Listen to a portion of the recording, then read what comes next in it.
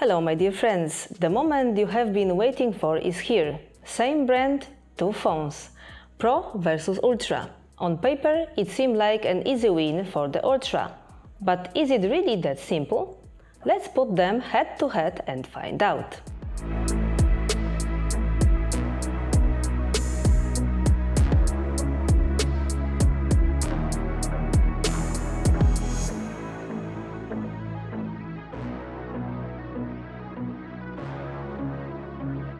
The Oppo Find X8 Ultra has been my daily driver for almost 6 months now.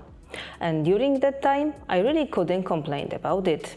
But now, its younger brother has hit the market, shaking things up. And it's available globally.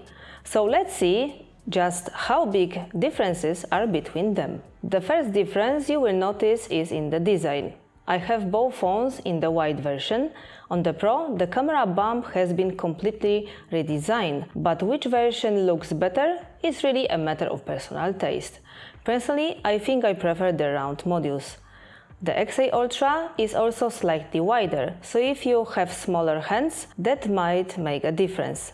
Both phones have IP69 waterproof rating, which is a plus. When it comes to displays, both phones have LTPO panels with refresh rate up to 120 Hz. The difference is mainly in the size. The Pro has 6.78-inch screen, while Ultra comes in slightly larger at 6.82 inches, and the Ultra also has a higher resolution. Both panels are flat, 10-bit and share the same PWM dimming frequency of 2160 Hz. In terms of color reproduction, they are very close, but Ultra provides more natural colors, especially when it comes to white. According to the producer, the Find X9 Pro can reach a maximum brightness of 3600 nits, while the X8 Ultra hits 2500 nits, in HDR content of course. With auto brightness enabled at maximum, indoors the X9 Pro appears slightly brighter. Under direct sunlight, both phones switch to high brightness mode and the difference becomes smaller, but the Pro still holds a slight edge. In my case, the X8 Ultra screen is covered with an anti-reflective glass, which improves visibility in sunlight. This might also affect how bright it appears to me when using it outdoors. On the plus side, both phones have responsive auto brightness that quickly adapts to changing light conditions. Additionally, both support the new always-on display feature, which adapts to your wallpaper, but on the X8 Ultra you will need to update your phone to ColorOS 16. In terms of biometrics, both phones perform really well. Besides the standard 2D face unlock, they have ultrasonic fingerprint scanners that are fast, accurate and place and convenient height for everyday use. As I mentioned earlier, my X8 Ultra has anti-reflective screen protector, so it's worth keeping that in mind when judging the speed of the fingerprint sensor. Both of my phones have 16 GB of RAM and 512 GB of internal storage. In everyday use, it's hard to notice any major differences. Of course, the phones use different processor. The Pro has the MediaTek Dimensity 9500, while the Ultra runs on the Snapdragon 8 Elite. But when it comes to launching apps, switching between them or general smoothness, they are really comparable. Both run ColorOS 16. Larger differences appear when it comes to the phone distribution. The Ultra is designed for the Chinese market. It doesn't support eSIM, not all languages are available in the settings. There is a problem connecting to watches with Wear OS. You have to tweak notifications a bit. You can't wake the Gemini assistant by voice, and many AI features are related to the Chinese assistant. These are some limitations, but I cover more details in my ColorOS guide. My Pro unit is the global version for Asian market, but still global, so you practically don't need to set anything up. You take it out of the box, install your apps, and it's ready to go. The Chinese version of the Ultra also doesn't have access to additional themes, and the global version removes that restriction, which is another plus. When it comes to haptics, both phones feel practically identical. The system implementation and vibration intensity are almost the same. I spent some time testing it and I didn't notice any significant differences. As for temperatures and heating, the Oppo Find X8 Ultra tends to get hotter more quickly. On a day above 25 degrees, for example, while taking photos, the phone can easily reach 40 degrees or higher. The X9 Pro keeps temperatures slightly lower compared to the Ultra model. Since we don't currently have such high ambient temperatures as during previous Ultra tests, I decided to test them differently. First, at the temperature of around 24 degrees in the shade are recorded 15 minutes of 4K 60 FPS on each phone. During recording, my X8 Ultra displayed an overheating warnings after about 13 minutes, which surprised me as its temperature was around 43 degrees. I resumed recording to reach 15 minutes, and after that time the Pro reached around 39 degrees, while the Ultra hit 43. I thought that since the X9 Pro reached a max of 41 degrees in the 3D Mark Extreme stress test, I would try another 15-minute 4K 60 FPS recording to see if the temperature would rise again. After the second recording, the Pro heated up about 43 degrees and the X8 Ultra went up to around 47 degrees. At this time, I didn't receive any overheating warnings. As for extras, both models come with IR Blaster, which lets you control devices around the house, and the action button that can be adjusted to a specific function. Both also have a dedicated camera button. The placement is pretty similar on both models, and personally I don't use it often. Not because it works bad, but simply because the position isn't the most convenient for me. Regarding producer support, official information for the Ultra version is hard to find, but is expected to be similar to the X8 Pro. That is 5 years of system updates and 6 years of security patches. The X9 Pro provides the same support. Both phones offer very good signal strength, even in areas where I've noticed signal drops on many other smartphones like iPhones, Pixels or Samsungs. Both devices kept a stable connection, allowing music streaming on Tidal and comfortable use of social media. When it comes to call quality, the Ultra has the advantage. Voices sound more natural, with a wider frequency range and no artificial boost. On the Pro, the sound is louder, but there is a noticeable mid-range lift and slightly toned down high to reduce sibilance, making the overall sound less natural compared to the Ultra. And now a few words about the speakers. Both phones come from the same producer, so you might expect a similar sound. But there are differences. The Ultra comes out on top here, delivering a wider and more balanced sound. The Pro, on the other hand, has slightly more expressive high tones, which can sometimes be a bit unpleasant to the ear.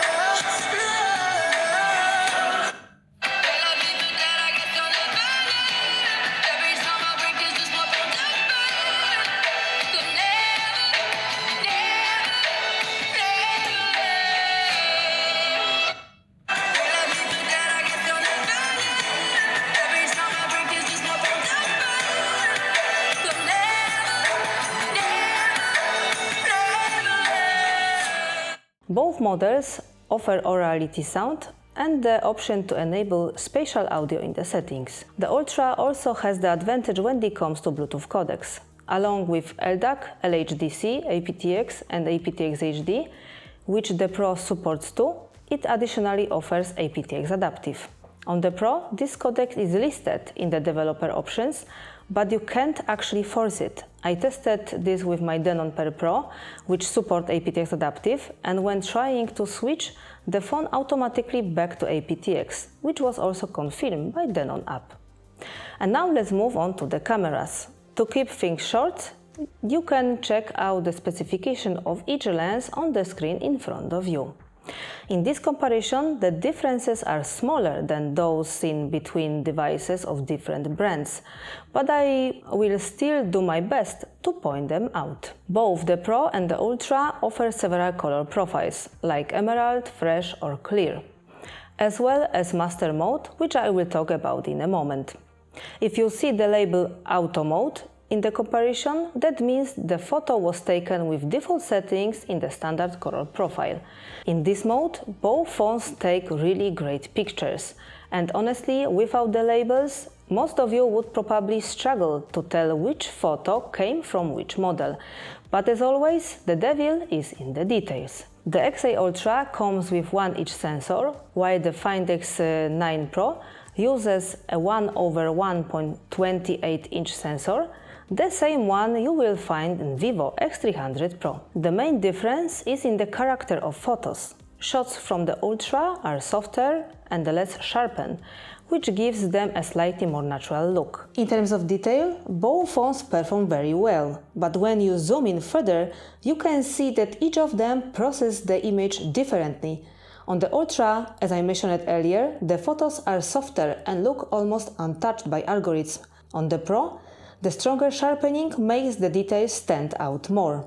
In many cases, the high resolution can also contribute to this effect, because both smartphones have an automatic high-resolution mode, but it must first be activated in the settings. The X8 Ultra offers 25 megapixels, while the X9 Pro can reach up to 50 megapixels. However, the phone itself decides whether to save a photo in higher or lower resolution, depending on the lighting conditions. Color reproduction is very similar for the most part. Both models also tend to produce brighter images that can sometimes look too bright in certain scenes. That is where the Master Mode comes into play, available in two versions, Master Pro and Master Auto. This mode slightly darkens the image and tones down brightness, making it perfect for bright daytime scenes. In difficult lighting conditions, it requires a bit more attention. Keep in mind it doesn't use HDR or AI assistance. In low light or during intense sunlight, like at sunrise or sunset, some shots can end up overexposed. And one more thing, in Master Mode, the zoom is limited to a maximum of 10x.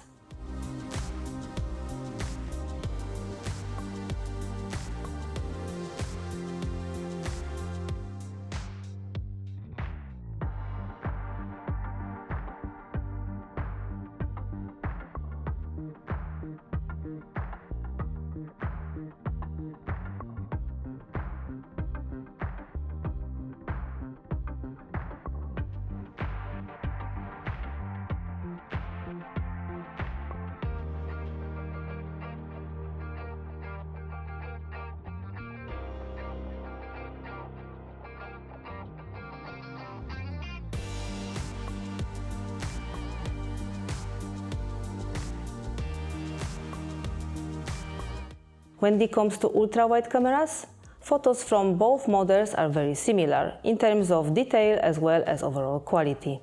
The color reproduction is also comparable, although there are some noticeable differences in the way certain shades are shown, especially greens. Of course, these are not the best ultra-wide cameras on the market. They still fall a bit short of the level offered by the Vivo X200 Ultra.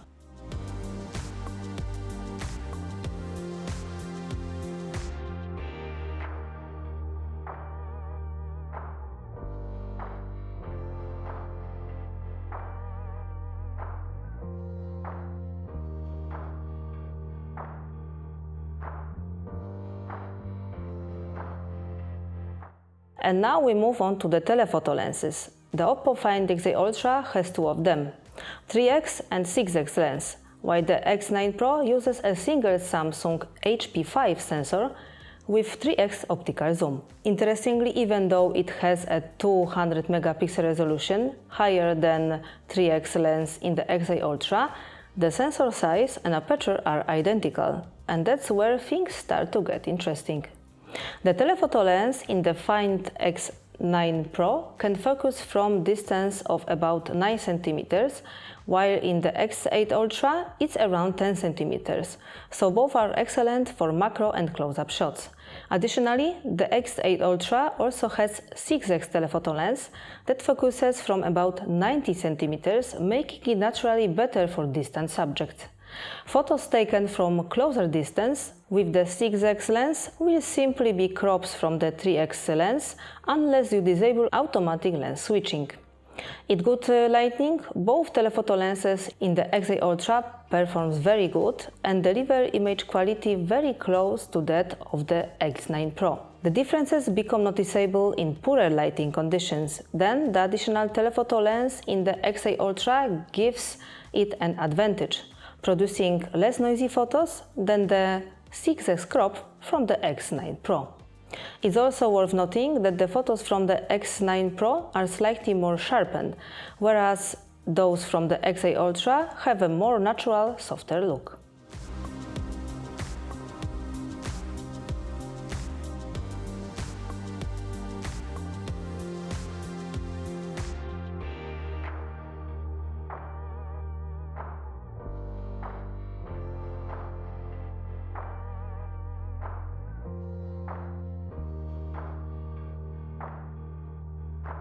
When it comes to macro mode, both smartphones use the telephoto lens for it, as I mentioned it earlier. The maximum zoom is up to 30x, but honestly it's better not to go beyond 10 to 15x, because at higher zoom levels on both phones the photos start to look artificial. Personally, I find taking macro shots with the Find X8 Ultra much more enjoyable. It's easier to lock focus. The X9 Pro can also deliver very good results, but its focusing system is more pinpoint.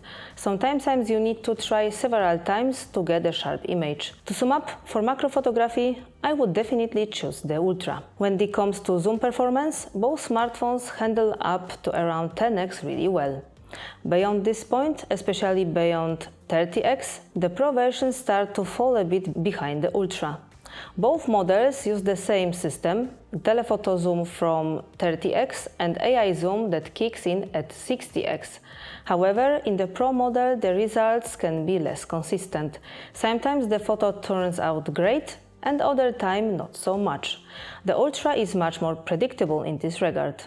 It's also worth noting that at such high zoom levels, the X9 Pro requires a steady hand, as even the slightest movement can blur the shot.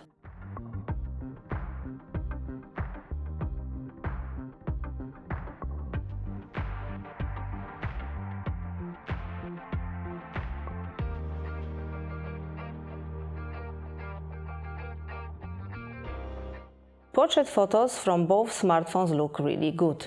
In the X9 Pro, you can use the default focal length of 1x, 2x and 3x, while the Ultra additionally offers 6x option. Both models also include a slider that allows for precise adjustment of the shooting distance. Both phones handle subject separation from the background very well, and faces look natural. Just remember to disable the default beauty mode.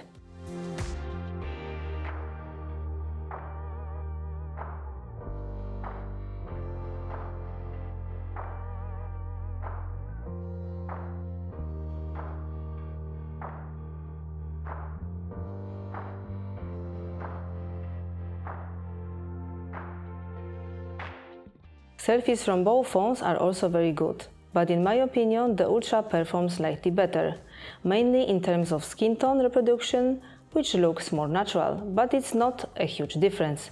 In terms of detail, both models are very similar. When it comes to background separation in portrait mode, especially in low light, neither phone handles it perfectly.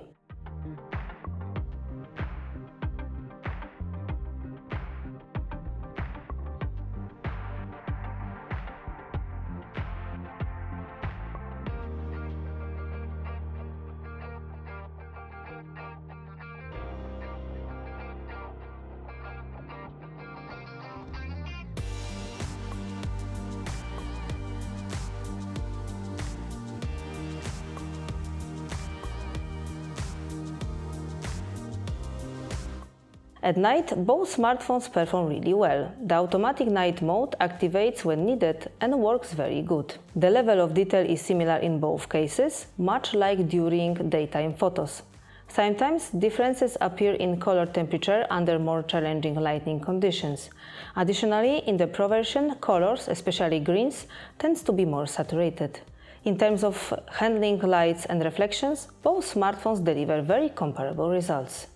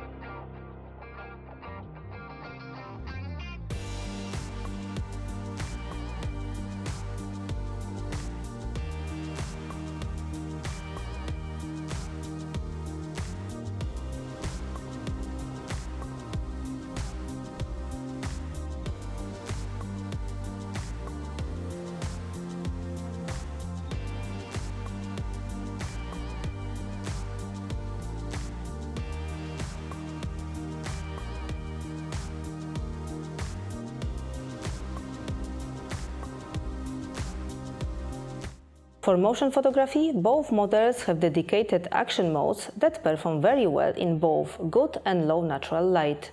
Under artificial lighting, blurred shots occur more often, but overall the behavior of both phones is quite similar. The only odd thing with the X9 Pro is that it automatically enables night mode in low light conditions, which slows down the shutter speed. This not only increases the chance of blurry shots, but also affects burst photography. For example, if I'm taking several shots of the jump in a pool, I might get, for example, 4 photos on the Ultra, but only 2 on the Pro. This seems more like a software bug, as nothing like this happens on the X8 Ultra. When it comes to video, both phones support recording in 4K at 120 fps. You can also record with HDR enabled on both the front and main cameras.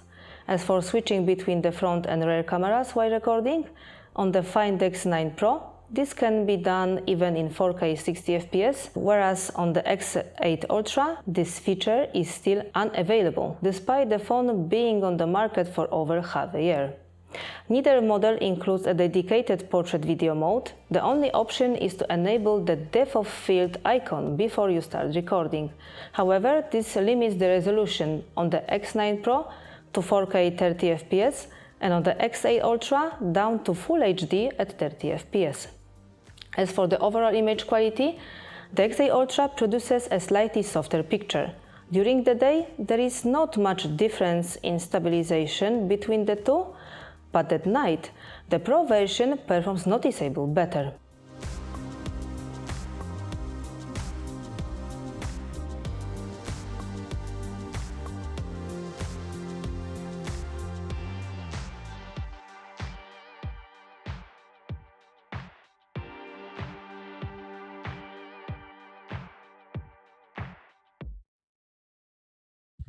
"4K 60 fps. Now there is a main lens. We go to ultra wide.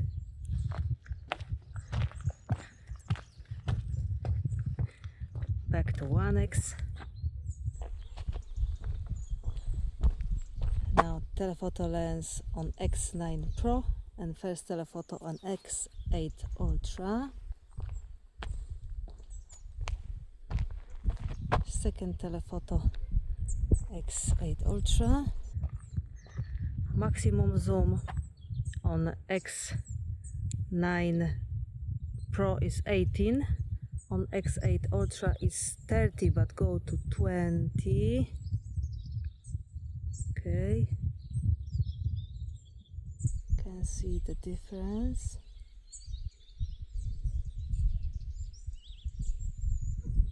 Okay. And now rank.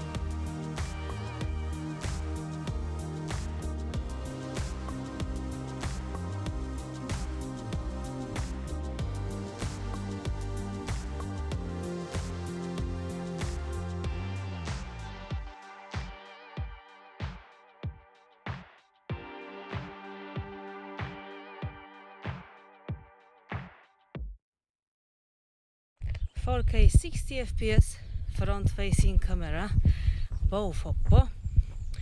In terms of both, we can change the view a little, but only in terms of X9 Pro we can switch to the main camera. On X8 Ultra we can't. I don't understand why, because the phone is a very long time on the market. Now it's difficult to show you towards sun because the sun is behind the clouds, but you can see stabilization during running.